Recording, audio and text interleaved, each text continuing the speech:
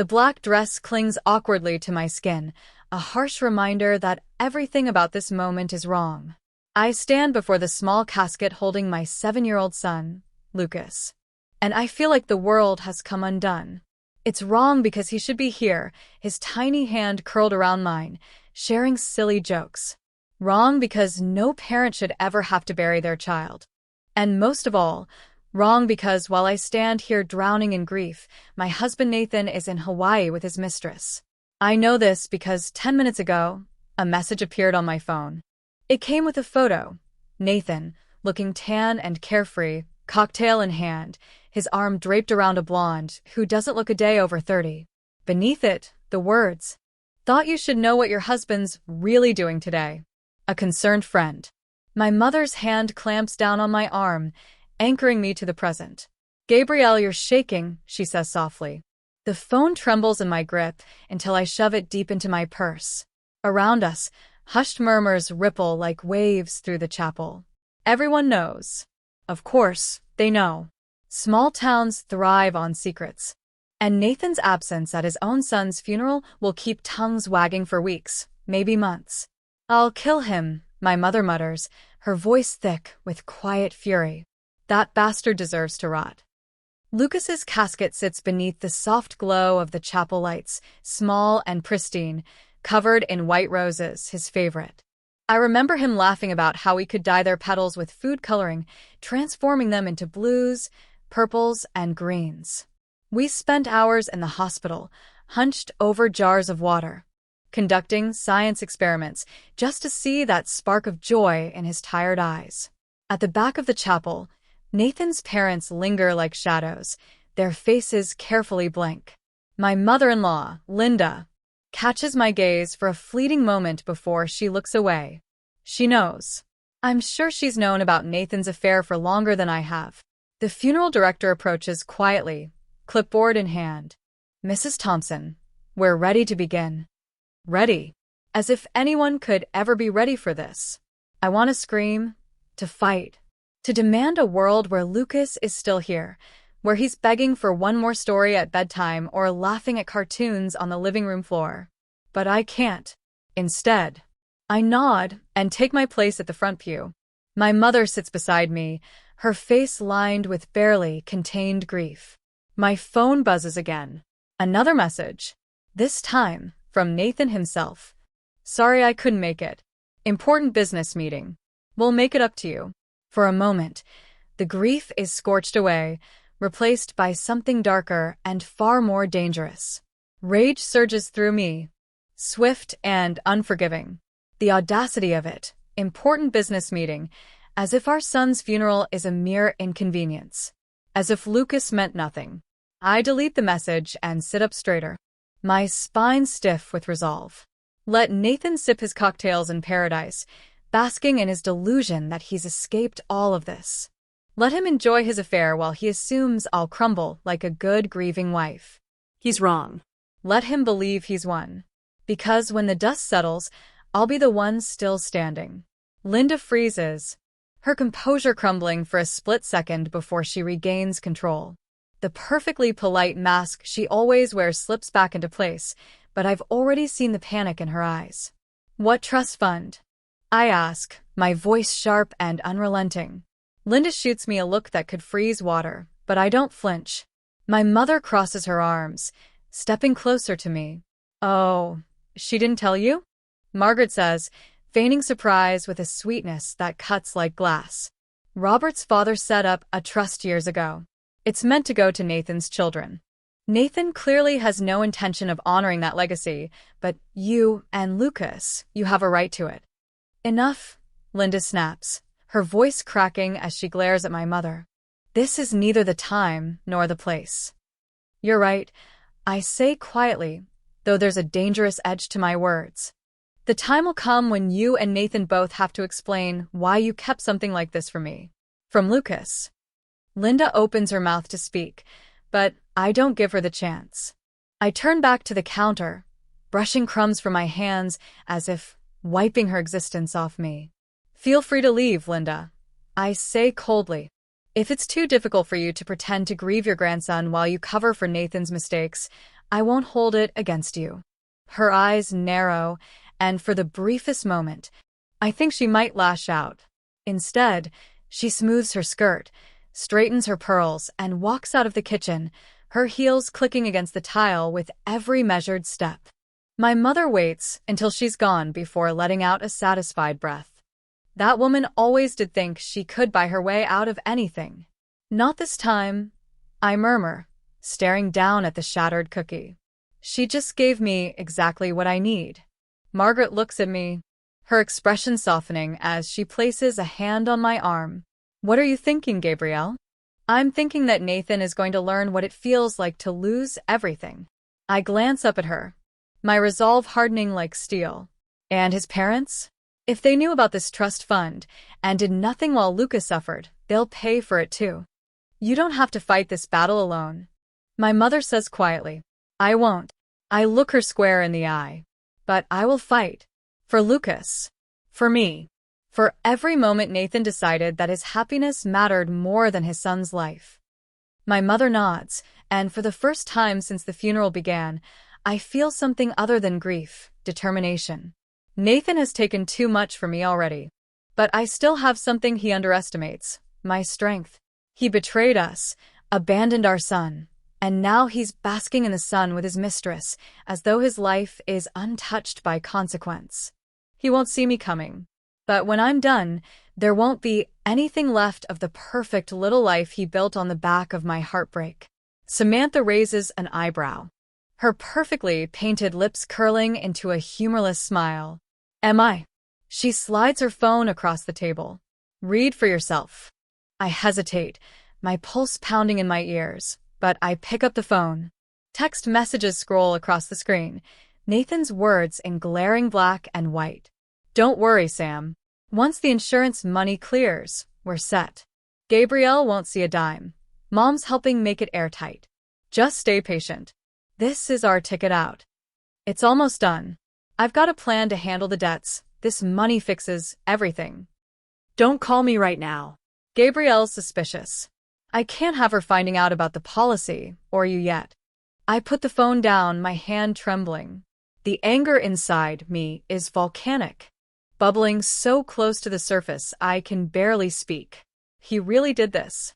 While I was holding Lucas's hand, watching my baby fade away, Nathan was plotting how to cash in on our son's death. Samantha pulls the phone back, slipping it into her designer bag. I knew he was scum, but this? Playing you, playing me?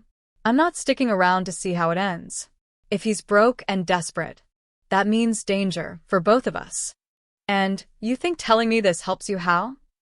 I manage my voice tight. Because I want him to crash and burn, she says simply. You deserve to know the truth. And I want to make sure he doesn't get away with it. I study her for a long moment. She's not lying, not about this at least. Samantha is angry, betrayed, and she's here because she wants revenge. For once, we're on the same page. You said he has debts, I murmur, piecing together the truth. How much are we talking? She shrugs. Enough to ruin him. Creditors are breathing down his neck. And if that insurance money doesn't come through, it's game over. My mind spins, every thought sharp and deliberate.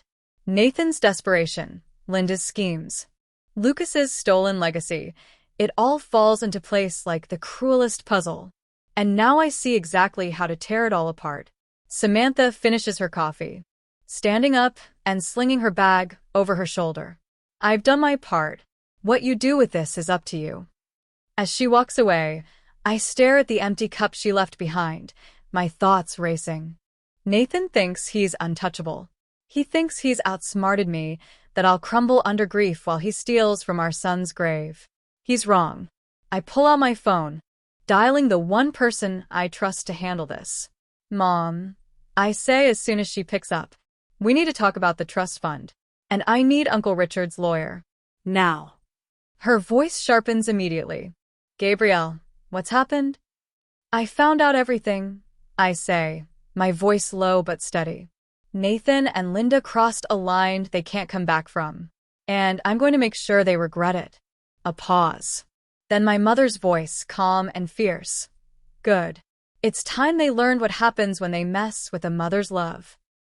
I hang up and take a deep breath, feeling something new, something powerful, ignite inside me. Nathan thought he could bury the truth, but he underestimated me. I may be grieving, but I'm not broken. And now? Now I'm coming for him.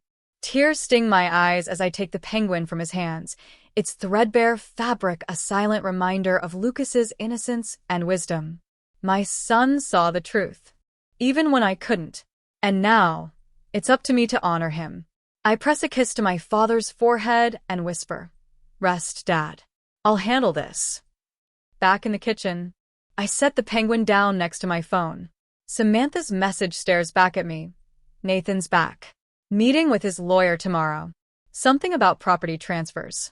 They weren't content with taking my son's insurance money. They wanted everything. My family's trust fund, my parents' home, the memories embedded in the very foundation of our lives. But Nathan underestimated me, just like Linda did. He thought I would crumble. He thought my grief would paralyze me. He was wrong. I grab my coat and head for the door, dialing Samantha as I go. She answers on the first ring. "Are you ready to play nice?" I ask, my voice cold but steady. She hesitates for half a second before responding. "Depends on what you mean by play nice." "I mean we're going to work together," I say, stepping out into the crisp air. "You said you've got nothing left to lose?" Good. Neither do I. But this time, I'm going to make sure Nathan is the one who loses everything. Samantha exhales sharply. "What's the plan?" "Tomorrow," I say, "Nathan thinks he's transferring assets. Instead, we're going to expose him. I need you to get me everything, every text, every email, every deal he's made with his lawyer. And I need it by tonight." "And what do I get out of this?" she asks, her tone cautious. "Revenge," I reply simply, "and the satisfaction of watching him crash and burn." There's a pause, and then her laugh crackles through the phone, low and sharp. Deal. I hang up and call Uncle Richard, my family's lawyer. I explain everything I've uncovered, every piece of Nathan's betrayal that's come to light. He listens in silence, and when I'm finished, his voice is steady and resolute. "We can stop him," he says. "We'll freeze the accounts. File an injunction. He won't be able to move a single asset." "I want him to know it was me," I say, my voice shaking with anger. "I want him to see that I was the one who ruined him." "Oh, he'll know," Uncle Richard replies, a hint of satisfaction in his voice. "He'll know exactly who he underestimated." The next morning, I'm waiting in the lawyer's office when Nathan walks in, perfectly put together in his tailored suit and smug expression. He doesn't see me at first, too busy shaking hands and charming his lawyer. I watch him, the calm before the storm, and wait for the perfect moment. When he finally notices me sitting in the corner, his smile falters. "Gabrielle," he says slowly, his eyes narrowing. "What are you doing here?" I stand, sliding a manila folder onto the table between us. "Looking out for my family. Something you never cared to do." Nathan's lawyer reaches for the folder, flipping it open.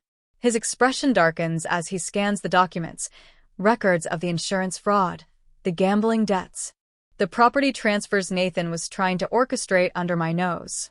Nathan's face goes pale. "Where did you get this?" "Does it matter?" I say, my voice low and even. "It's over, Nathan. The accounts are frozen, the insurance company is investigating, and the police will have more than enough evidence to charge you." You can't do this," he stammers, his polished confidence crumbling. "I'll lose everything." "You already lost everything," I reply, meeting his desperate gaze.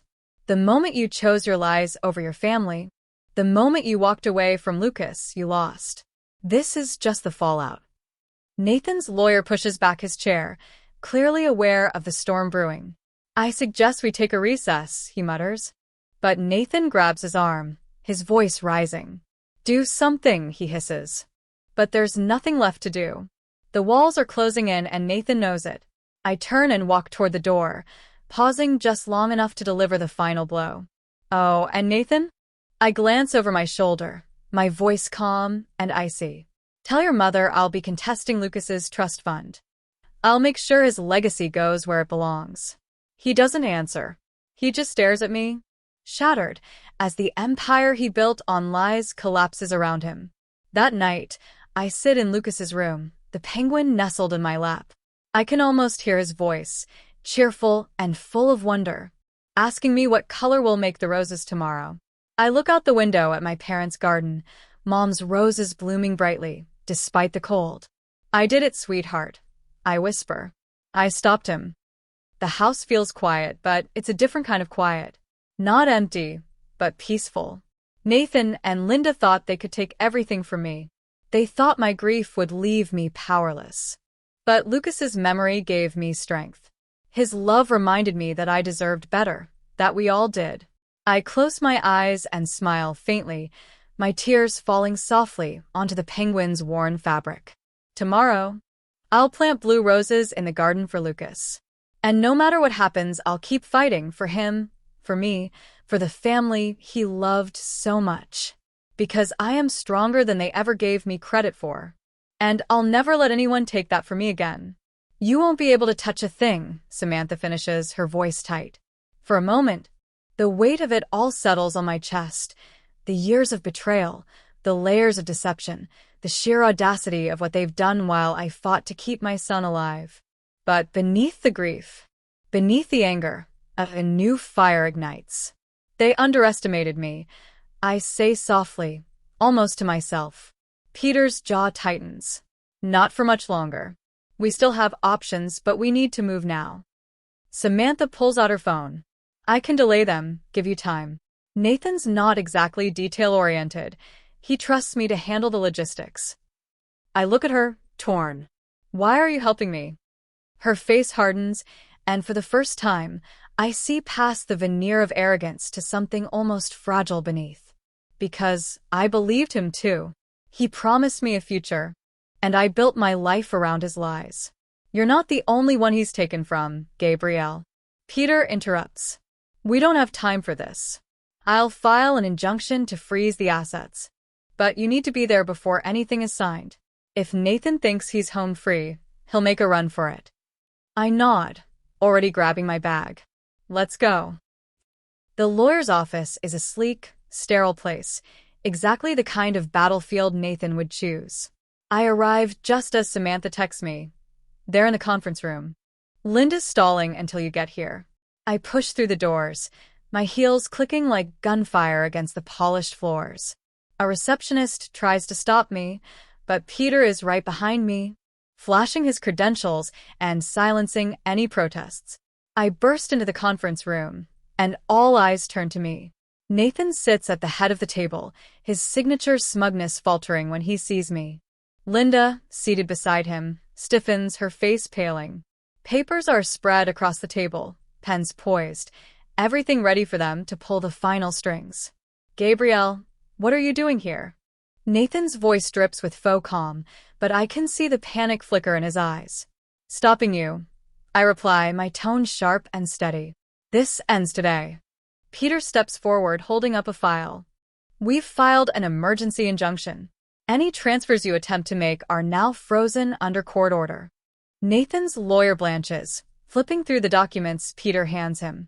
This can't be legal. It's airtight, Peter interrupts. Any further attempts to move assets will result in criminal charges. Linda's voice cuts through the tension, dripping with venom. This is absurd. Gabrielle, you're being hysterical. I round on her, the years of anger and grief spilling into my voice. You stole from a dying child. You used my father's condition to manipulate him. And you thought I wouldn't fight back. Nathan pushes away from the table, his chair scraping loudly. This is just temporary. You can't keep me from what's mine. I smile, a cold, dangerous thing. You mean what was Lucas's? What my family built? You'll get nothing, Nathan. Not a cent. He steps closer, lowering his voice. You're making a mistake. I'll ruin you. I meet his gaze without flinching. You already tried. And you failed. The door opens behind us. A pair of uniformed officers step inside. their presence as solid and final as the justice I've been waiting for. Nathan Thompson, one of them asks. We have a warrant for your arrest. Fraud, embezzlement, and forgery. Linda gasps. You can't arrest him. He's innocent. Samantha steps into the room then, her phone in hand. Actually, he's not. I made sure of that. She plays a video, a recording of Nathan bragging about the insurance fraud, the property transfers, the gambling debts. His voice echoes through the room, sealing his fate. Nathan turns on her, fury twisting his face. You set me up. She shrugs, her expression unapologetic. I just gave Gabriel the truth. The officers cuff Nathan, ignoring his protests as they lead him out. Linda rises, her composure cracking. You'll regret this, Gabriel. I turn to her, my voice steady. No, Linda. I regret ever letting people like you into my life. She glares at me, but there's nothing left for her to fight for. She grabs her bag and storms out, leaving the wreckage of their schemes behind. Later, in the quiet of my parents' house, I sit in Lucas's room. The penguin rests in my lap, a soft reminder of everything I've lost and everything I'm fighting to rebuild. Emily sits beside me, holding my hand. It's over, she whispers. Dad's gone. I nod, tears finally slipping free. It's over. But as I look out the window at the garden, where blue roses bloom in the fading sunlight, I know this isn't the end. It's the beginning of healing, of reclaiming what's mine, of honoring Lucas's memory, not with anger, but with growth. I kiss the penguin's head, smiling softly through my tears. We did it, sweetheart. We won. And in that quiet moment, I swear I can almost hear his voice, soft, cheerful, full of wonder. I knew you would, Mom.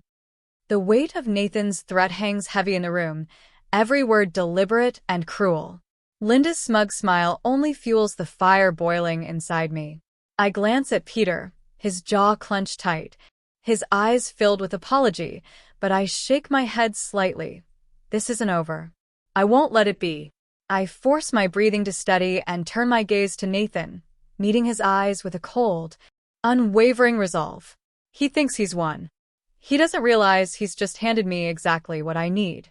Destroy everything I have left. I say softly, my voice laced with quiet steel. Nathan, you don't get it, do you? You can't threaten someone who's already lost everything. Linda tilts her head, as though I'm an insect she can't quite figure out how to crush. So dramatic, Gabrielle. This is business. If you were smart, you'd cut your losses and… I'm not here to cut my losses. I snap, my voice rising as years of anger, grief, and betrayal pour into every word.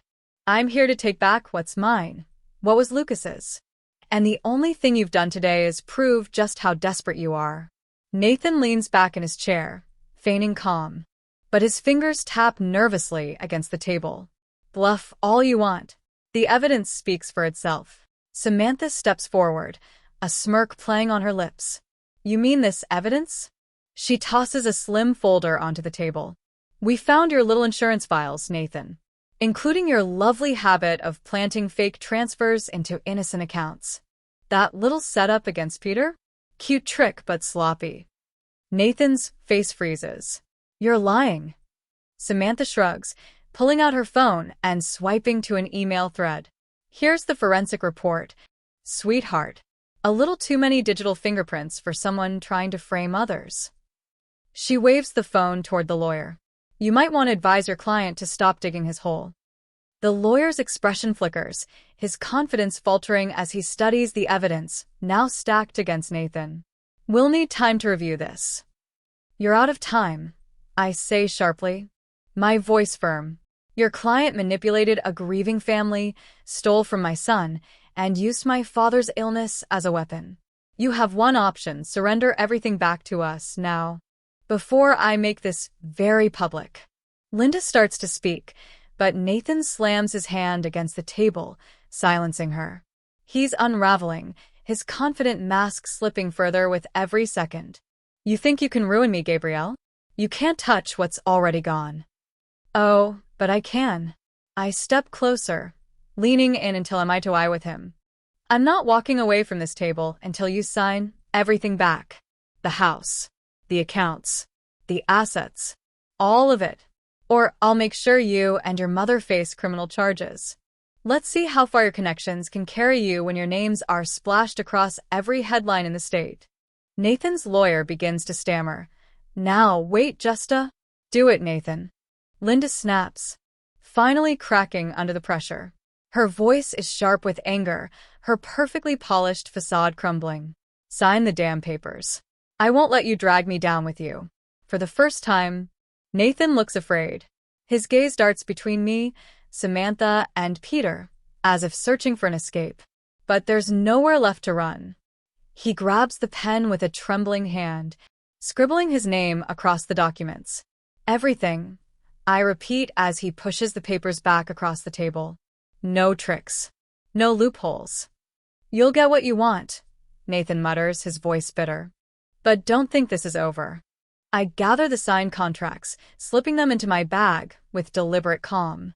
Oh, it's over, Nathan. For you, it's just the beginning. Outside the office, the late afternoon sunlight feels warmer than it has in months. Samantha walks beside me, her heels clicking against the pavement. That was impressive, she says with a sly smile.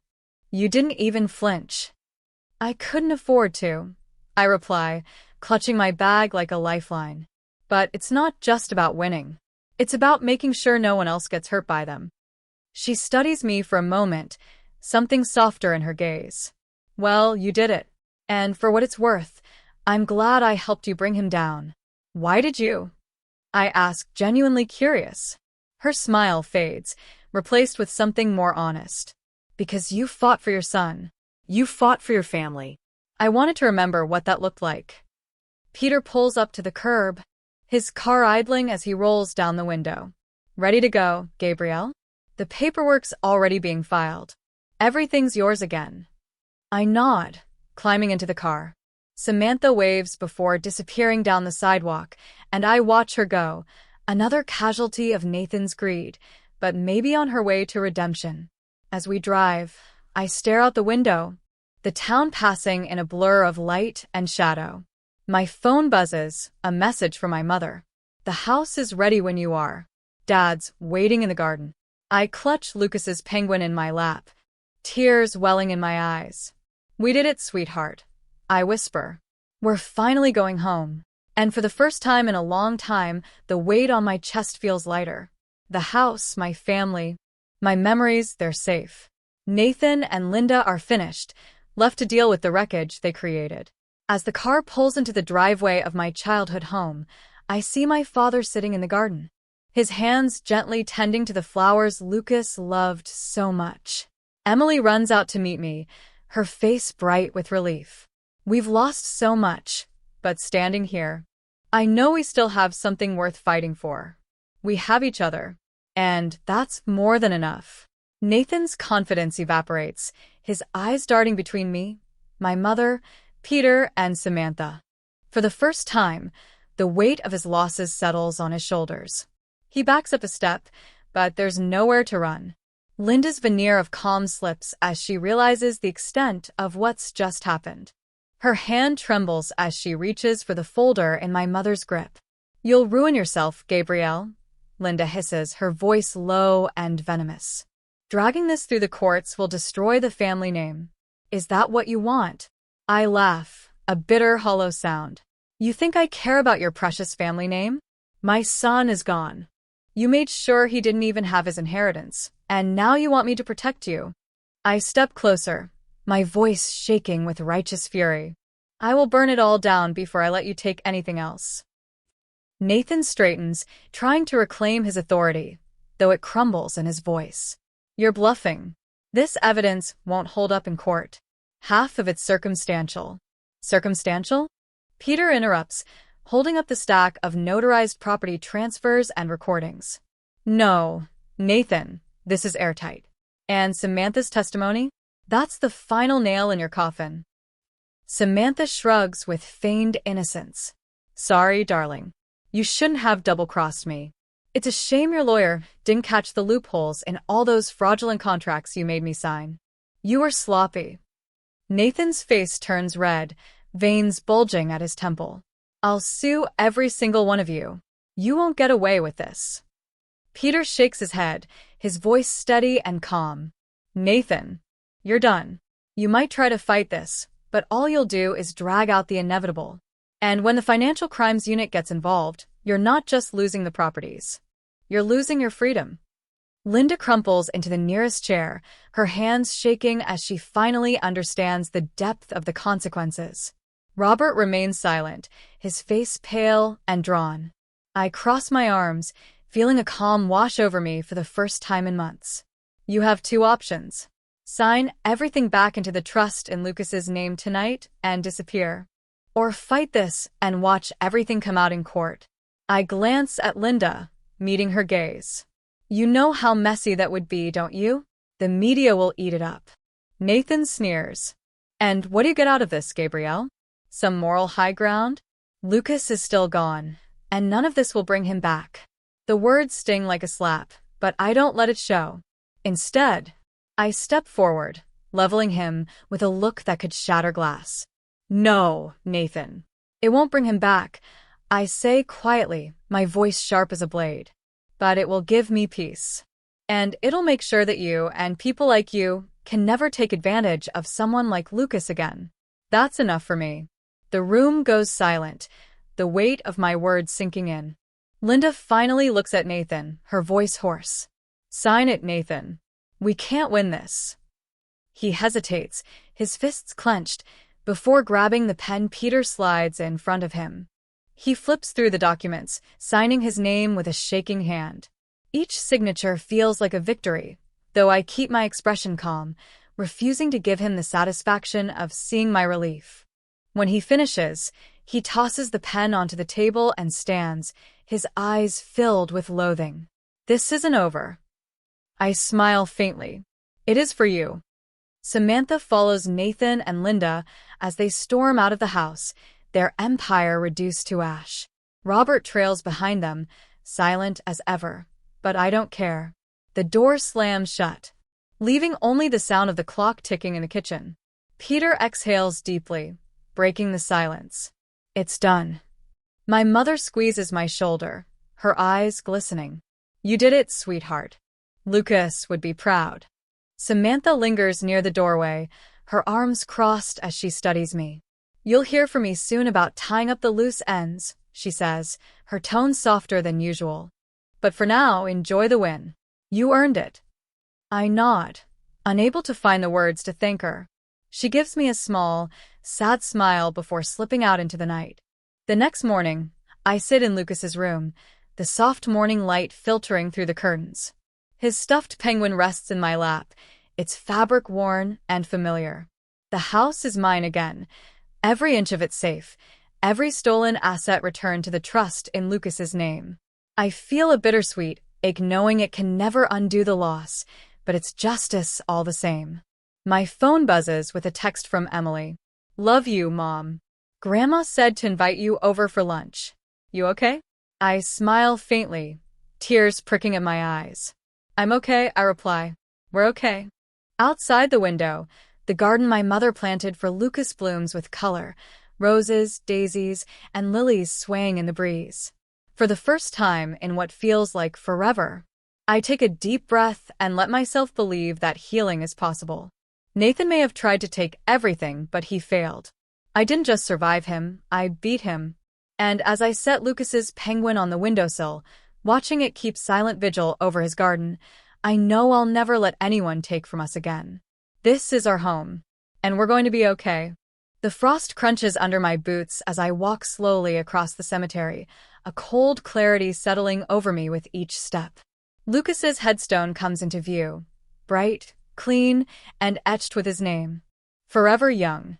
The morning sunlight spills across the marble, as though the world itself is trying to warm him.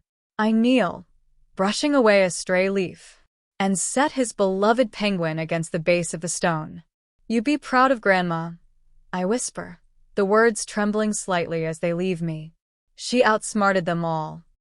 Nathan and Linda are facing federal charges for fraud, their empire of lies crumbling into dust. Robert, finally pushed by guilt, or maybe desperation, turns state's evidence. I can't decide if that makes him a hero, or just another man trying to save himself. It doesn't matter anymore. The trust fund, Lucas's inheritance, has been reclaimed and will now help other children fighting the same battles my son did. A small piece of him will live on, bringing hope to families like ours. He's at peace now. The voice makes me jump. I look up to see my father standing beside me. He seems more lucid than he's been in months, his sharp eyes taking in the scene as if he's seeing it clearly for the first time. Dad, I say softly, rising to stand beside him. You're having a good day. He shakes his head faintly, his voice steady, but distant, as though he's recounting something far away. No, not today. Before. That night. He glances at me, his expression softening. Lucas came to me, told me not to worry about you anymore. Said you'd find your strength. The weight of his words settles deep in my chest. He crouches down, his trembling hand brushing the penguin's worn fur. Funny thing about strength, he muses, his voice barely above a whisper. Sometimes it looks like revenge, but it's really just love wearing armor. I look back at the stone, the truth in his words piercing through the noise of everything I've done, everything I've fought for. It wasn't about revenge, not really. It was about protecting what mattered. Lucas, my family, myself. It was about taking back the love they tried to steal and armoring it against anything that might come again. A soft buzz interrupts the quiet. My phone vibrates in my pocket. Another message from Peter about the last of Nathan's assets being frozen. I silence it without looking. That fight is over now. I don't need updates to know that we won. Ready to go home? I ask gently, tucking my hand under my father's arm. He looks back at the headstone, a flicker of something. Regret, love. Or maybe just the weight of time, crossing his face. Did I tell you about Lucas visiting me? Yes, Dad. I reply, smiling faintly. Just now. Oh, he murmurs, his smile soft and childlike. Good. Wouldn't want to forget that. I'm about to turn us toward the path when something catches my eye. A monarch butterfly flutters into view, its wings shimmering like stained glass in the morning sun. It lands gently on Lucas's headstone, its delicate beauty at odds with the ache I've carried for so long. My father reaches out, his fingers stretching toward the butterfly. But I catch his hand gently. Let it be, I whisper. The butterfly lingers a moment longer, then flutters upward, caught in the morning breeze, soaring free, weightless and unburdened. I follow its ascent with my eyes, the first stirrings of peace settling deep in my chest. This is the answer I didn't know I was searching for. Not the destruction of those who wronged us, but the act of honoring what was lost, finding grace between justice and mercy, between holding on and letting go. My father squeezes my hand, his gaze still on the sky. Shall we have pancakes? He asks, his voice soft and hopeful. Lucas always loved pancakes. I smile through the tears threatening to spill over. Yes, Dad. He did. We walk back through the frost-covered grass. The silence between us gentle, no longer heavy. Behind us, Lucas's penguin stands guard, a steadfast sentinel of love that refuses to be forgotten. The butterfly dances on the breeze, climbing higher and higher until it disappears into the vast blue sky, showing us the way forward. Letting go, I realize, isn't the same as forgetting. It's what allows us to be free.